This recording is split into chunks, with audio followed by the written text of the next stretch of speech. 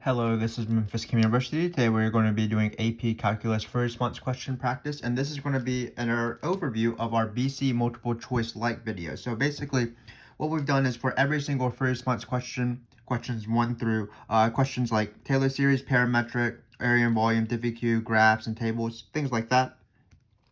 We've created a video series where we go from difficulty 1 all the way up through difficulty 10 in that video series, where we slowly progress and get better as we go from difficulty 1 through 10.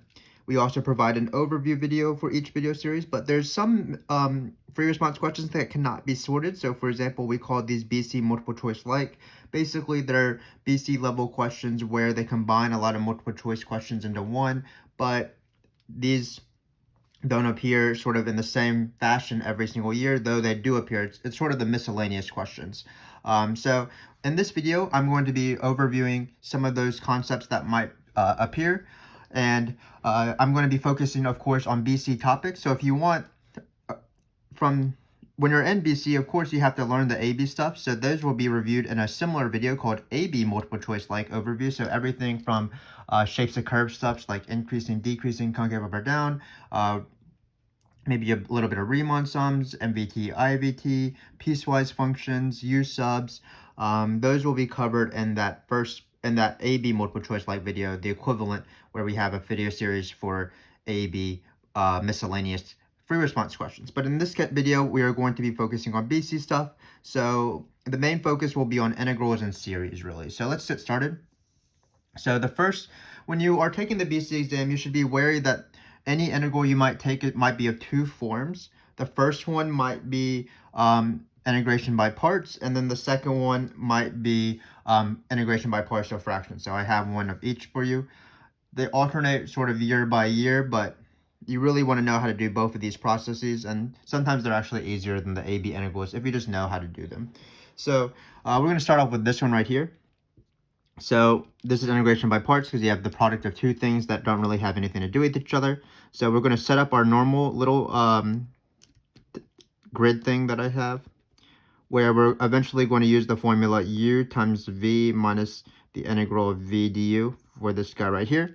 So what we need to do is we need to choose one of these to be u and one of these to be dv. There is a phrase called liate that helps you choose when the functions are not f's and g's, when they're more specific. L stands for logarithmic, I stands for inverse trig, A is algebraic, T is trig, E is exponential. So for each of these guys right here, if it's towards the left of the acronym, that's a better choice for you because you want to take its derivative. And if it's towards the right of the acronym, that's a better choice for dv because you want to take its integral. But in this case, we can't use that because f and g are unfortunately not in the Liate acronym. But it still is not too bad. So basically, the question is, should we put u in this f in the u spot or in the dv spot? Well, it makes a lot of sense for me that f is going to be in the u spot because we're going to want to take its derivative to find f prime. If we put u in the if we put f in the dv spot, when we took its integral, we don't know the antiderivative of f, so we'd be stuck pretty quickly. So u is going to be f of x. G prime is going to go for dv. And then once you have this, all of your decisions are made for you. So we're going to take the derivative of f, that's f prime of x. We are going to take the integral of dv, that's g of x. So now we are ready to form this uv minus integral of v du formula. So in this case, this integral right here, hopefully you can still see it in the shot, you can. It's going to be equal to f of x times, there's no dx, of course, f of x times g of x, where we're going to plug in top minus bottom, so 4x and negative 1. And then it's minus, so be careful, it's uv minus the integral of v du, but oftentimes you do have a minus in the u and v, but in this case we don't, so it's going to be minus here, integral of v du, so f prime of x, g of x. And remember, the point of partial fractions is to change your harder integral to an easier integral. So after you do the uv minus integral of v du, there's definitely some options. The first option is you just know the antiderivative just by looking at it. It also could be a u substitution, and it also could be another parts question. But in this case, it's actually very nice because they just told me this integral is -5. So I'm just going to replace this integral with -5. So what we're going to get is, so this guy's going to be -5. So we're going to get something plus 5. And then what we're going to do is we're going to plug in, just like the fundamental theorem of calculus tells us to, plug in 4, plug in -1, and then subtract. So that's going to be f of 4, g of 4, minus f of 1, g of 1. Excuse me. So now we are done. We have done all the calculus stuff. Now we just have to do some multiplication. So what we're going to do is we're going to look at this table. Looks like we're only going to be looking at the F table and the F column and the G column. So f of 4 is -1. G of 4 is 1.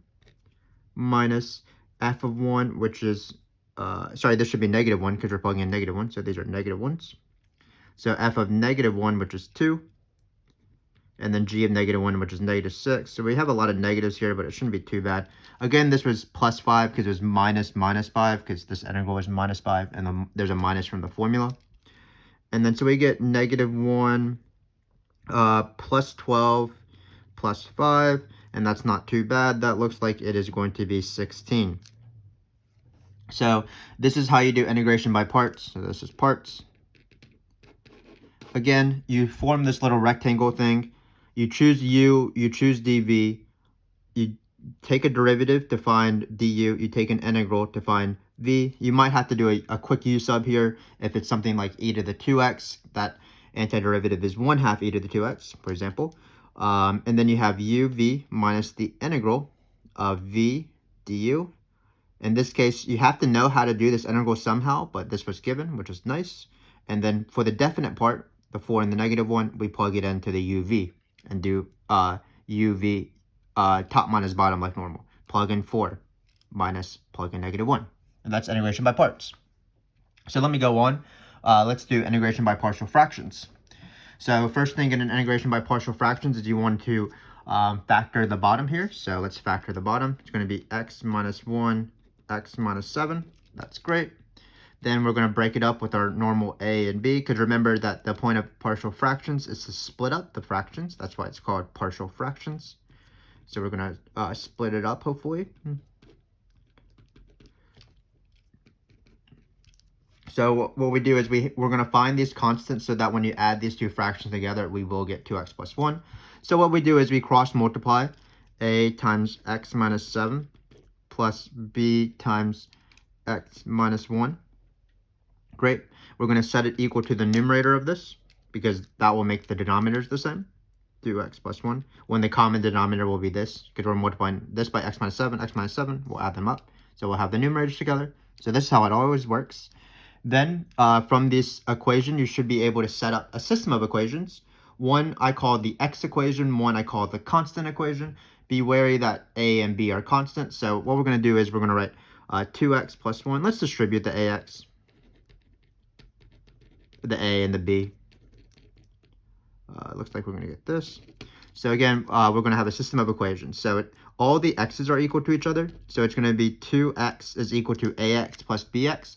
But I'm going to divide by x. So I'm going to get 2 is equal to a plus b.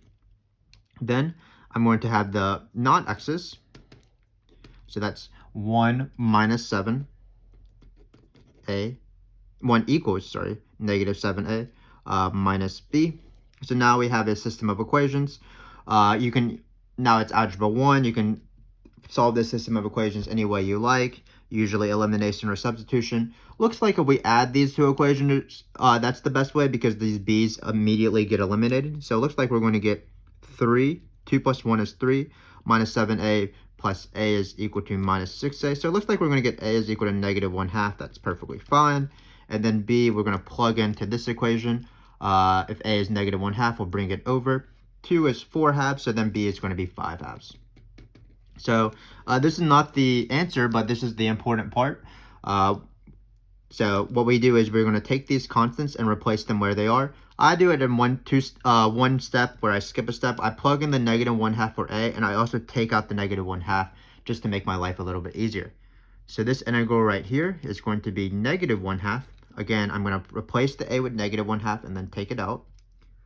And then it's dx over x minus 1 plus I'm going to plug in 5 halves, take it out. So it's going to be dx over x minus 7. And remember that on the AP exam, they can only ask you partial fractions where you can factor it and the factors aren't going to be the same. So they call that non-repeating. So that means that always these integrals are ln, but just be careful. It's not always strictly the ln of the denominator. You might have to do some sort of u sub. Probably should have made an example about that. But let me first do this one and then I'll talk about that later. So looks like this one will be negative 1/2 ln of x minus 1 plus 5 halves ln of x minus 7. And that'll be our answer. But what I was saying is, like, say this integral was 2x minus 1 on the bottom, then it would be the same antiderivative, but we would need to multiply by another 1/2 because the derivative of this bottom right here, if it were 2x minus 1, would be 2, and then it's sort of the opposite of the chain rule. Instead of multiplying by 2, the derivative of 2x minus 1, you would be multiplying by the reciprocal of 2x minus 1, so it would be times 1/2. So be careful with those. Not always ln, but ln in this case. Then potentially you can combine these ln's with logarithm properties if it applies. In this case, we can't really add these together or subtract these because there's this 5. But imagine if this was a 1 here, then we could change this to division. So the answer would be 1/2 ln x minus 7 divided by x minus 1 and one single ln, because that's an ln property. But that only holds if this were a 1. So this was partial fractions. Not too bad. Once you know how to do partial fractions, I believe it's easier than parts and even u subs. And u subs are the AB exam integral, really. But what you do is you want to break it up. You cross multiply. Then you distribute if you want to. Form an x equation. Form a constant equation. Solve using a system of equations. Replace what variables you find into the A, into the B. And then take out those constants, take the integral. They are always ln. So one last thing we're going to do before we move on from integrals. There are improper integrals on the BC exam. Basically, that just means integrals with limits, or with infinity. So let's practice one right here. We do have enough space, I believe. So we're going to write integral of 2 to infinity. We're going to write 1e to the 4x. So let's do this right now. So this integral, it does have the infinity. So what I'm going to do is I'm going to do the b notation. So it's going to be limit as b goes to infinity, integral of 2 to b. So this is just rewriting it so that I'm not writing it with infinity because they don't like that for some reason. So I'm writing the infinity as a b. And then I have to take this antiderivative. And again, not every single fraction that you see is going to be ln's. Of course, this is not ln of e to the 4x as the antiderivative. In order to take this antiderivative more easily, I'm going to write it as e to the minus 4x because I know antiderivatives of e to the x. I don't know antiderivatives when e to the x is in a fraction. So this antiderivative is sort of the same thing I was discussing before, where you can do a u sub in your head, really. Basically, it's the opposite of the chain rule. So what's the antiderivative of e to anything? That's going to be e to that thing. And then what we need to do is we need to plug in, we need to multiply by the reciprocal of the derivative. That's going to be how we take the antiderivative. So the derivative in this case is negative 4. So what we need to do is we need to multiply by negative 1/4. So that's going to be what it is. And then we still need to plug in by the fundamental theorem of calculus b and 2. So we're going to plug in b and 2. Really, there's a limit as b goes to infinity in front of this. Sort of ran into my liate there. So we're going to go around the liate. So what we're going to do is we're going to plug in the limit as b goes to infinity of negative 1/4 e to the negative 4b. Then by fundamental theorem of calculus, we write minus, but there'll be a minus in front, so it's actually a plus. So just top minus bottom. 1/4 e to the minus 4 times 2. Now all we need to do is what is the limit as b goes to infinity of this? Well, when you plug in b here, you're going to get infinity. And e to the negative infinity is 0 because really Of course, e to the negative infinity has no meaning, but what we mean is we're just letting the exponent become a bigger and bigger negative number in terms of magnitude. So e to the negative infinity is the same thing as 1 over e to the infinity, which is going to be 0, because we're dividing 1 by a massive, massive number that will be unbounded. So this guy right here is going to be 0, so this actually goes away. So our answer is this guy, where, of course, you can change this 4 times 2 to be 8. So the answer is 1/4 e to the negative 8. You can write that as 1/4 e to the 8 because of the negative exponent. So that's my quick overview on BC integrals. Of course, you should still know how to do U subs, but these are the integrals that do appear on the AP exam: integration by parts, integration by partial fractions, and improper integrals. And before we move on, what I would like to say is that we have videos on our channel, not just on AP Calculus first response questions, but every single sort of topic of calculus by itself. So if you want, you can check out those videos if you're struggling in a certain topic. So integration by parts, we have 2 of them actually, or several of them. One for indefinite, one for definite integrals, like this with graphs or tables. Then we have a video on integration by partial fractions, and we have an integral video on improper integrals. So check those out if you are struggling in a certain topic. The next thing I want to do is I want to talk about a little bit of the miscellaneous sort of topics that you might see on the BC exam, topics that are sort of small.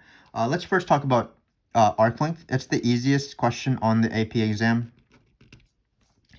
and that's going to be the formula for the arc length of f of x from some a to b. X is equal to a, x is equal to b. It's just the integral of 1 plus the derivative squared. There's not really much to say about this. If the function is parametric, like there's an x of t equation and there's a y of t equation, so this is parametric, then you'll have a very similar formula. It'll be a to b square root of this squared plus this squared.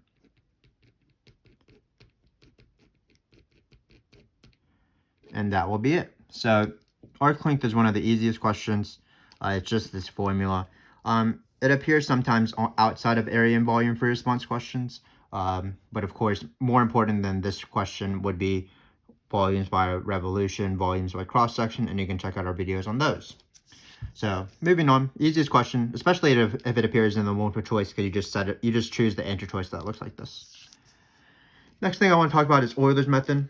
So this pops up in a variety of ways. It's usually in diffie-q, don't know spell method. It's usually in diffie-q, differential equations for response questions, where you might have to separate and integrate. But it could appear in other questions because all it requires is the derivative. So what I tell my students is just to remember this. It is the equation of a line, so it's not that hard. It's the previous y equals, or sorry, the new y equals the previous y plus the step size, usually denoted with an h for some reason. And then you plug in the previous x and y into your slope. So you do this. This is Euler's method. New y equals previous y plus step size times plug in previous x and y into slope. So sometimes in your slope, you only have one variable. You only have maybe x or something like that. But in differential equation for x that I alluded to before, there will be an x and a y placement to do. But for example, let's just do this small example. Keep in mind that sometimes Euler method, you're going backwards, so the step size is negative. Let's practice one of those. So let's say we have x and like f prime of x. And we have, I don't know, 4, 2, 0. And we have this is -3, -2, -1, something like this. So it's this small little table. And we're starting off with the point x is equal to 4, y is equal to 6, where y is equal to f of x. And we're going to do Euler's method, 2 step sizes, to get to an approximation of x is equal to 0. So this is very easy. what you do is you write out your original, which is what I just did. Then we are going to do this formula. So it's going to be x is equal to 2. That's the next line. So the new y is going to be the old y, so 6, plus the step size. So keep in mind the step size would be negative here. It'd be negative 2. And then you plug in the old x and the old y into slope. So in this case, we're reading the old x, the slope from this table. There's nowhere to plug in the old y, but the old x is right here. So the slope is going to be negative 3. So it looks like you're going to get 12 here, 6 plus 6. Then you do it again. X is equal to 0. This is the one we want to approximate. So again, it's going to be y is equal to the old y, the previous y, so it's 12. Then your step size, but again, it's negative 2 because we're going backwards. And then your slope is plugging in the old x and the old y into slope. Here, the old x is 2, so that's going to be times negative 2. So it looks like we're going to get 16 in the end. So this is Euler's method. Check out our video on Euler's method if you're struggling with that. But usually people don't mind Euler's method too much. It's just multiplying and adding numbers, and it's pretty easy to determine them if you remember this setup right here. So one small thing that I haven't really seen on the AP exam in BC, but we might as well discuss it, is logistic growth. This appears a little bit more often in the multiple choice, I would say. First off, any logistic equation looks like this. Let's say it looks like some constant, maybe like 0.2. Then the important thing is that when it's written out, there will be two variables. There will be two spots for the dependent variable, meaning the variable on the top, the thing that's acting like y. It's usually a p, so it's usually either dp dt or dy dx. But you would want y's in both outside the parentheses and inside the parentheses. So this is what a logistic growth equation looks like. On a multiple choice question where they just say identify which one is a logistic growth, that one is pretty easy. You just find which one it is. But in this case, they might be asking, of course, about carrying capacities and things like that. So I don't ever take derivatives of this function. I only draw the picture that comes from biology, or really it's from calculus. But there's always two important numbers. The first important number is the carrying capacity. Let's say our initial population was 100. Then the picture of this is always the S curve. So you take this guy right here, you go like this, and it looks like that. So again, the important number is the carrying capacity. The carrying capacity is actually very easy to solve. I tell my students to immediately solve for it when they see a logistic growth question because they might need it. So what you do is you set this thing in the parentheses, 1 minus 1,000 over p, and you set it equal to 0, and you just solve. So you get 1 equals 1,000 p, and you get p is equal to 1,000. So that is going to be my carrying capacity. Basically, as the population, as time goes on forever, the population, this is a graph of p, will eventually tend towards the carrying capacity. Basically, it's limited by the resources that it can handle. So this number right here is 100. Another way to write the carrying capacity is the limit, again, of t to infinity of the population. It's what the population goes as t goes on forever. Another important number is the inflection point of the carrying capacity, of the logistic growth equation. And to find the inflection point, what you do is you take your carrying capacity and divide by 2. So for example, that's going to be cc over 2, which is going to be 500 in this case. Keep in mind that this carrying capacity over 2 is not the same thing as midway between, or the average of the carrying capacity and the initial. That is not what it is. It is half the carrying capacity. So this is going to be my inflection point. Why is this important? Well, this is the time when the population, dp dt, is growing the fastest. It's when dp dt is the greatest, because notice it will be steepest here. That's what the inflection point is. So it's where it is the greatest. Another way to say this is that this time right here is where the population is growing the fastest. Another thing to talk about is that when you have this population, this picture allows you to draw any sort of shapes of curves rule. So for example, from here to here, population 500 to 1000, that's where the first derivative will be positive. It's still increasing. Sorry, positive. And then the second derivative will be negative. So in this picture right here. And again, all I'm doing is looking at concavity. So it's concave down, so the second derivative is negative. It's increasing, so the first derivative is positive. So again, the most important thing about a logistic growth equation really is set the thing in the parentheses to be equal to 0. That will allow you to solve your carrying capacity very easily. Then divide by 2 to find the inflection point. The inflection point is where the derivative or the rate is the greatest. So those are my 3 topics that were sort of miscellaneous. And they're actually easier than most AB topics: arc length, Euler's method, and logistic growth. So again, those aren't too bad. Those are definitely easier than these integrals that we talked about. So finally, what we're going to do is we're going to talk about series. Keep in mind, we're not talking about the BC topics parametric, polar, and Taylor series, because those 3 sections already have their own Fourier response questions. There's always either a parametric or polar Fourier response question. You're really hoping it's parametric. And also there's a Taylor series one. So we have a video series on each of those 3 topics where we go from difficulty 1 through 10. So really we have 11 videos worth of content for those topics.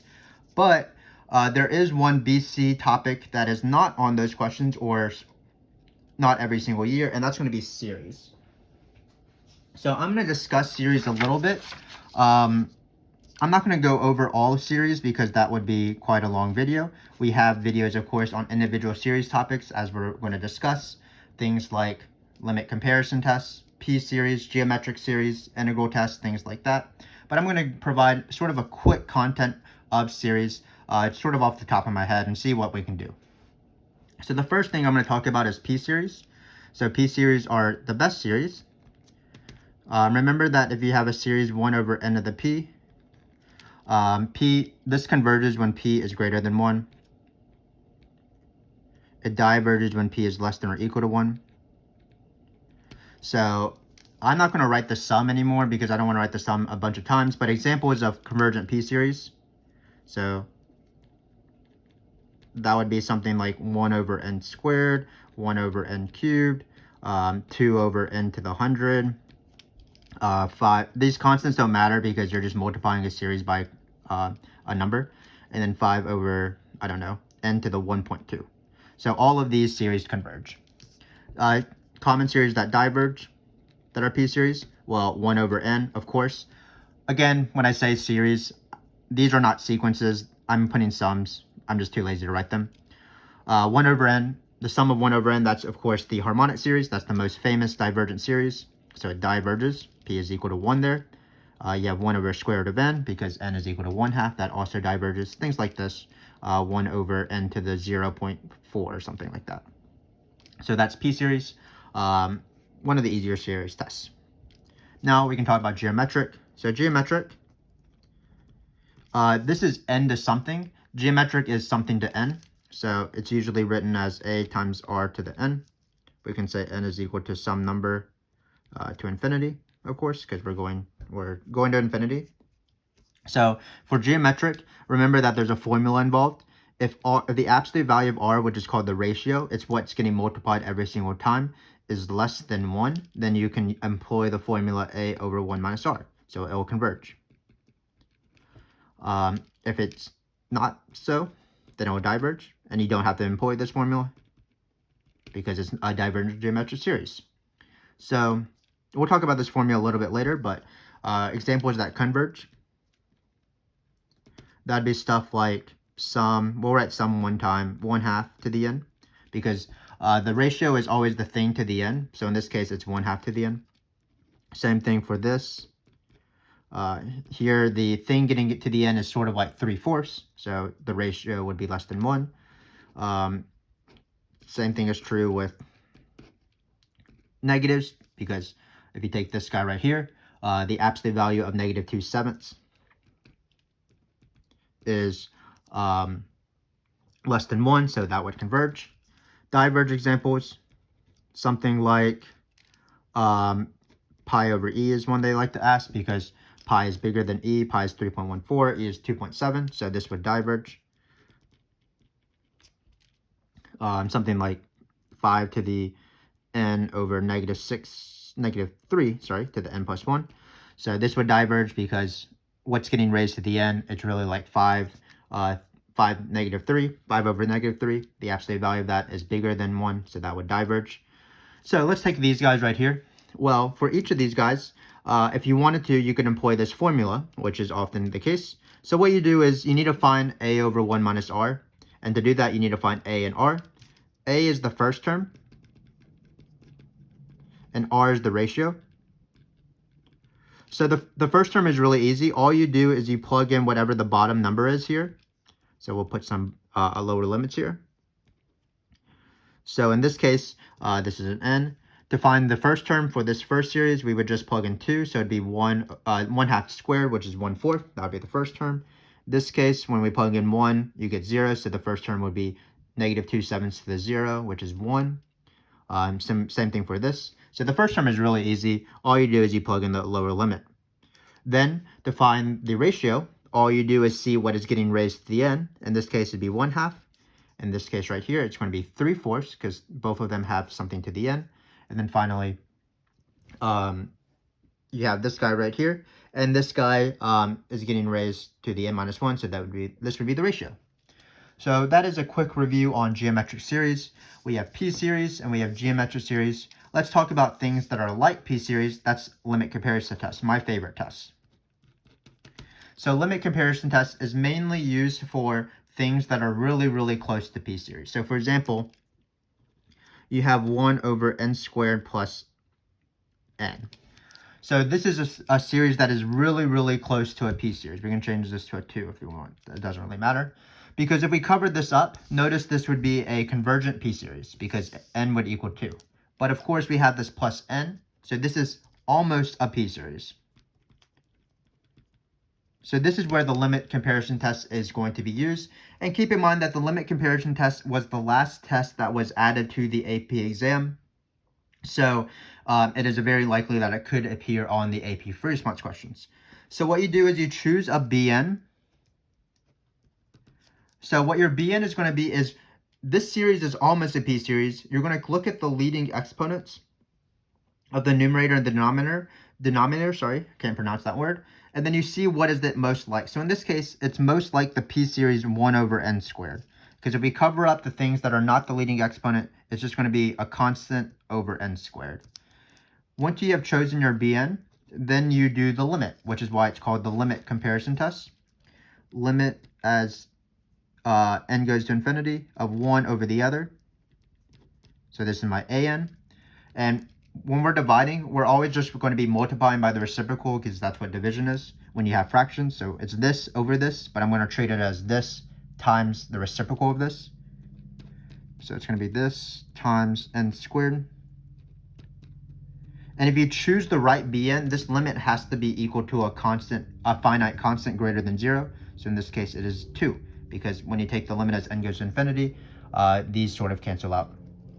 And what the limit comparison test says is that they either both converge or they both diverge. So in this case, because this BN would converge, that means that they would both converge. So by the time you choose your BN, you should know whether it converges or diverges. Let me do a quick example just to see if you understand this process. So let's do a similar thing.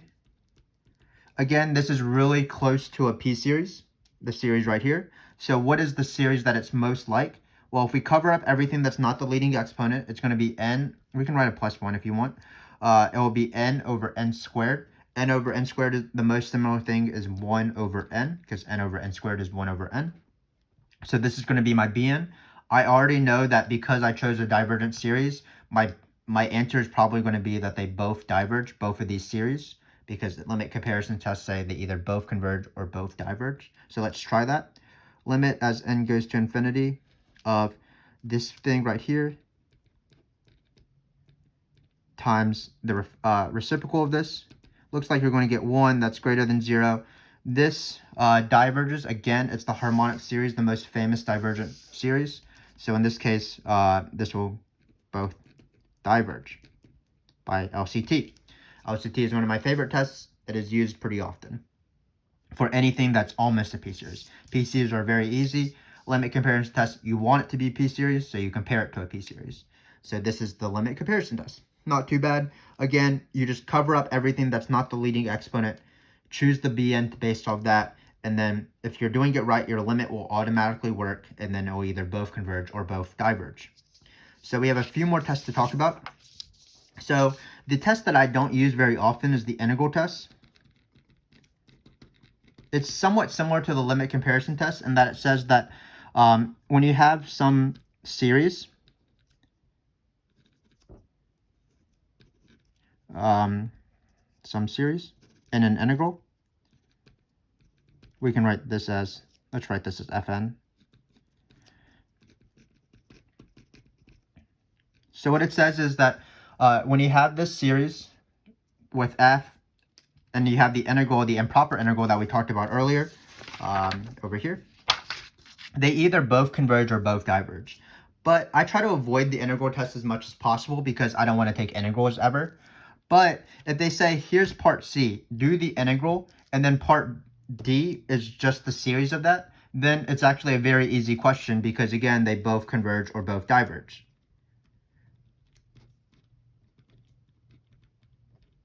So basically, if this integral right here is going to be a number, if you end up getting a number like in this case, right here, that means that the series, the equivalent series, would also converge. So as long as you get a number on this side, the series will converge. The series won't converge to the same number, but we know that it does converge. So again, I only use the integral test if they sort of force me to do the integral test. Basically, they ask me to do the integral. I see if it's a number or not a number. I see if it's a number or infinity or negative infinity. That would mean a number meaning converge, infinity or negative infinity meaning diverge. And then when they immediately ask me this and the infinite series, I'm just like, oh, you just asked me this because you just want me to use my part C answer. So if I got a number, it would converge. If I didn't get a number, it would diverge. So that's the integral test. It does appear because they do like to have that combo, integral, then series. Let's talk about some other series tests. So alternating series tests. This is for, of course, things that alternate between positive and negative. So it looks something like this, where bn's are positive. So it's alternating between -1 and 1. So this converges if these bn's are decreasing. So that's one of the conditions you want. And also they're going to 0. So examples of things that converge based off AST. I'm going to first actually introduce a concept before that, so we can do it at the same time. I'm going to introduce the concept conditional converge and absolute converge. So conditional converge and absolute converge, both of them are types of convergence. Absolute converge means that when you have a series, the absolute value, when you take the absolute value of each term, that series also converges. That's why it's called absolute convergence. And absolute convergence implies regular convergence because absolute convergence is a type of convergence.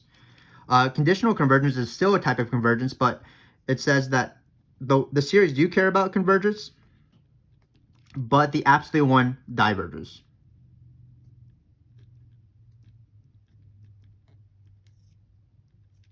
And then finally, there's obviously another scenario which is just diverge. So really there's 3 scenarios. We talked about some series that diverged, but let's talk about each of these examples. So all of these might have -1 to the ends and things like that. For example, all the ones we already showed, because there's no negative, these all absolutely converge for these convergent ones. But let's use AST. So for example, some that converge absolutely.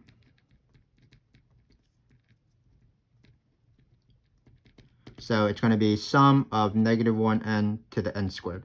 So this converges absolutely. Why does it converge absolutely? Well, when you cover up the -1, that's what it means to take the absolute value. It's a p-series, and this p-series converges. So it converges absolutely. Also, this series converges just regularly, I know it converges by AST, because these terms, 1 over n squared, are decreasing and going to 0. So this is an example of an absolute convergent series. An example of a conditional convergent series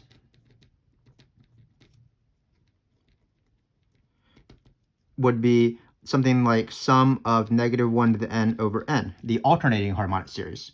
So first off, it does converge by AST because the bn's, which in this case would be when you cover up the -1, so it'd be 1 over n, those terms are decreasing and going to 0. But when you cover up the -1 over n, that series 1 over n diverges.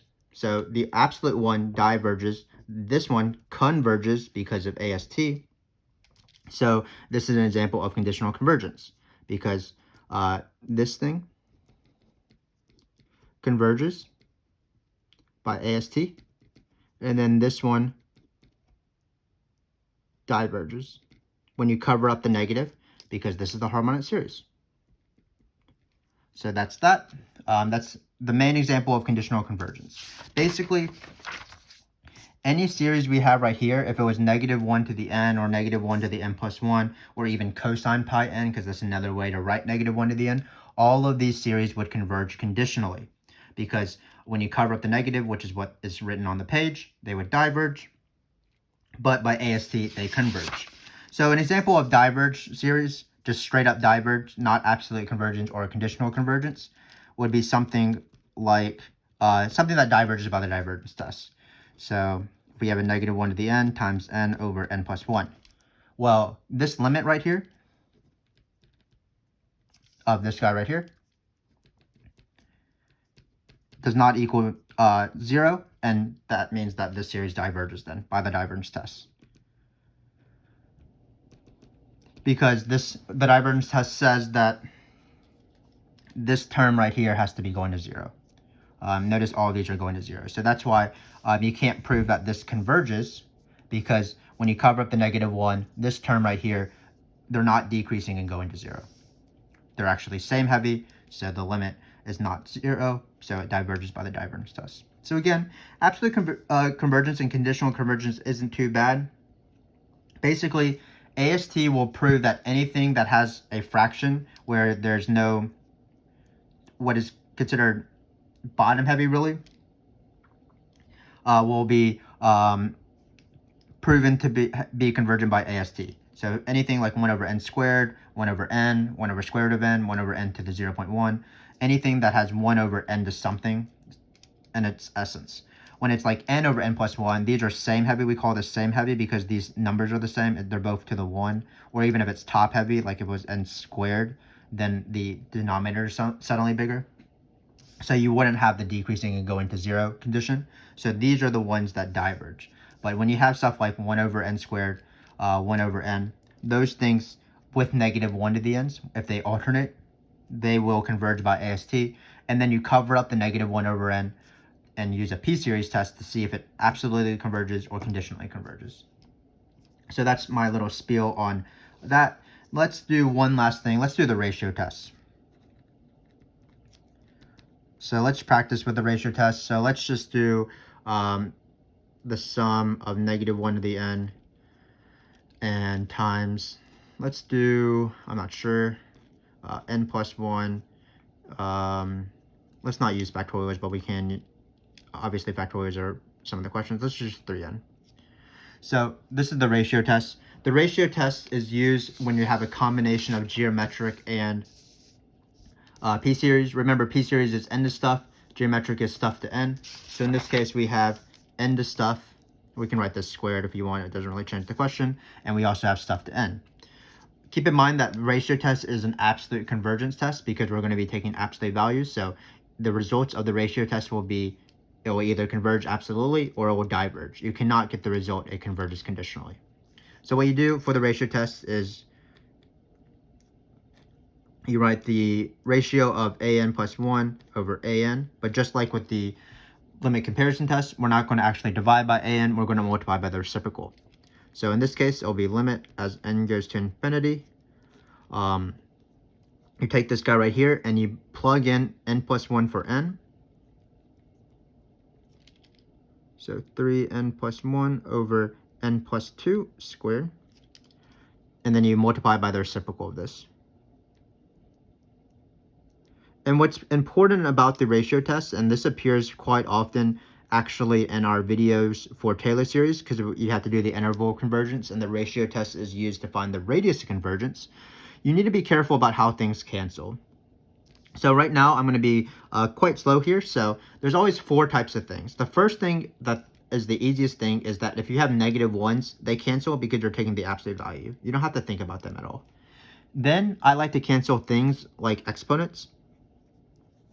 So in this case, just keep in mind exponent laws, like 3 to the 10th over 3 to the 9th is equal to 3. Because when you have the same base and you have division, that's subtraction. So that's 3 to the 10th minus 9, which is equal to 3 to the 1. So in this case, even if we have the same thing, 3 to the n plus 1 over 3 to the n is the same thing as 3 to the n plus 1 minus n. So that's just going to be 3. So when you have stuff to n, that cancels out using exponents. Then you might have stuff like limit as n go to infinity of things with n. But this is the argument of same heavy, top heavy, bottom heavy. These two limits, when you have the limit as n goes to infinity, n plus 1 squared and n plus 2 squared is going to have the same leading coefficient. So when you take the limit as n goes to infinity, you can basically ignore them because their limit will be 1. You can see this either by L'Hopital's rule or just by comparing the leading exponent of both n plus 1 squared and n plus 2 squared. When n goes to infinity, everything not the leading exponent pales in comparison to the magnitude of the leading exponent. So the limit is just the ratio of the coefficients of the leading exponent. In this case, it'll be 1 and 1. We call this same heavy. We have videos on limits involving infinity. Another thing that didn't appear is factorials. So factorials cancel out like this. Let's say you have 10 factorial over 8 factorial. Well, 8 factorial, of course, is 8 times 7 times 6 times 5 times 4 times 3 times 2 times 1 all the way down. 10 factorial is the same thing, but starting at 10. So keep in mind that 10 factorial is the same thing as 10 times 9 times 8 factorial. And so this is how it cancels. So for example, if you have n plus 2 factorial over n factorial, how much bigger is n plus 2? Well, it's going to be n plus 2 times n plus 1 times n factorial. So then this is how this will cancel. And you'll be left with n plus 2 times n plus 1. So that's how you cancel the 4 things. Cancel factorials according to this. Always ignore the negative ones because you're doing absolute value. End of stuff or polynomials, that's going to be same heavy. They usually go away. And then finally, exponents cancel out using exponent laws. So once you're done with that, you just take whatever you have. In this case, we're just going to be left with 3. Keep in mind, if you had factorials, you would probably still have n's, and then you would still want to take the limit as n goes to infinity. When you get this number, remember that if it's greater than 1, it diverges. So in this case, this will diverge by the ratio test. If we got something less than 1, then it would converge. And again, the ratio test tests for absolute convergence. So that means that if it converges absolutely, it converges regularly. So this has been my brief sort of series test review. We have several videos of series because series is its own topic, but these are the big series that appear on free response questions, both in Taylor series free response questions when you're doing interval of convergence, but also just in general. P series come up quite a bit, obviously. Geometric obviously comes up quite a bit, especially in the multiple choice and divergence tests. But the things that they've been asking in recent years on series, in particular on the free response question, is limit comparison tests. Again, that's used for things that are almost P-series. Finally, things like integral tests, because they ask you to do the integral first, and alternating series tests, really the difference between absolute and conditional convergence. Finally, ratio test has, of course, appeared on the free response questions of the AP, even outside of a Taylor series spread. So this has been my brief overview. Not very brief, it's been almost 50 minutes, but hopefully this was useful for you. We talked about the 3 main ways of integrals. We talked about arc length, Euler's method, and logistic, and then we had a brief or a lengthy discussion on the main series that you can find on the AP exam, especially in the free response questions. So now what you would do is you can watch our difficulty 1 through 10 video.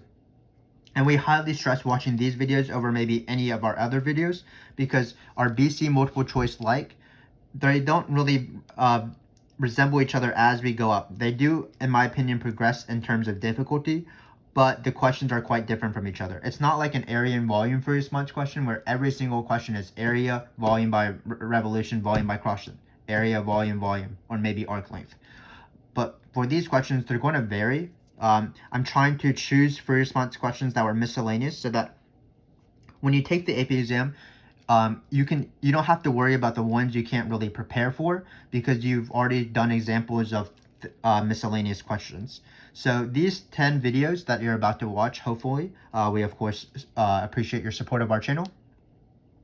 They will help you not only for these miscellaneous free response questions, but they will definitely help you also for the multiple choice section, because it's the multiple choice like section. So you'll practice some partial fractions, which could appear on the multiple choice.